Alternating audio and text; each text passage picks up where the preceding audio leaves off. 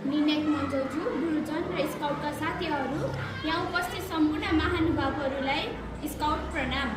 म कक्षा 10 का छात्रा विनिता लिम्बू यस श्री किरात ट्रुपबाट नेपाल स्काउटको 74औं दिवसको अवसरको आयोजना वक्तित्व कला प्रतियोगितामा भाग लिन पाउँदा निकै गर्वशाली ठानेकी छु। वक्तित्व कलाको विषय रहेको छ असल चरित्र निर्माणमा स्काउटको भूमिका। यसको बारेमा केही विचारहरू प्रस्तुत गर्न चाहन्छु। सबैलाई थाहा छ व्यक्ति कतिको शिक्षित छ भन्ने कुरा केवल प्रमाणपत्रले मात्र होइन, उसको चरित्रले देखिन्छ।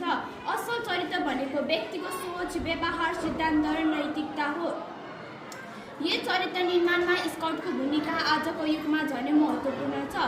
स्काउट भनेको युनिफर्म लगाएर हाइक वा क्याम्प जाने समूह मात्र होइन। स्काउट भनेको त सेवा, अनुशासन, इमान्दारिताको पाठ सिकाउने विद्यालय हो।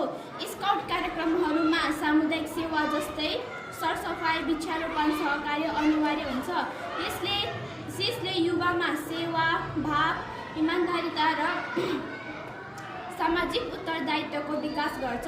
स्काउट नियम र प्रतिज्ञा मार्फत सत्य बोल्ने, वाचा पालन गर्ने, कर्तव्यनिष्ठ हुने, वफादारी, आज्ञाकारी हुने, सहयोगी र मेहनती हुने गुणहरू देखिन्छन्। यी गुणहरू असल चरित्र निर्माणका मेरुदण्ड हुन्।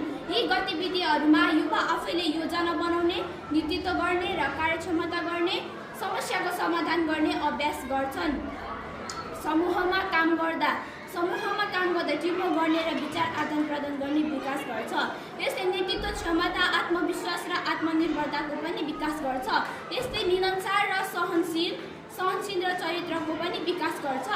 आजको प्रतिस्पर्धा युगमा सफल बन्न ज्ञान मात्र होइन, सदाचार, सहनशील, आत्मविश्वास र निर्णय विकास पनि चाहिन्छ। स्काउटिङ शिक्षाले नै यी गतिविधिहरूको विकास गर्छन्।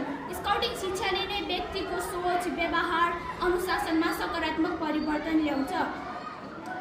स्काउटिङका 10 नियम र 3 प्रतिज्ञाको पालनाले अनुशासित, सहयोगी, असल चरित्रवान बनाउँछन्। असल चरित्र भएको नागरिकले समृद्ध राष्ट्रको मेरुदण्ड हो। यसबाट प्रश्न हुन्छ कि असल चरित्र निर्माणमा स्काउटको भूमिका कति महत्त्वपूर्ण रहेको छ भनेर। अन्तमा यति भन्न चाहन्छु, यदि हामी असल स्काउट बन्न सक्यौँ भने असल नागरिक बन्न सक्छौँ र असल नागरिक बन्न सक्यौँ भने असल देश बन्न सक्छ। यति भन्दै मेरो छोटो मन्तव्य यही टुङ्ग्याउन चाहन्छु। धन्यवाद। जय स्काउट।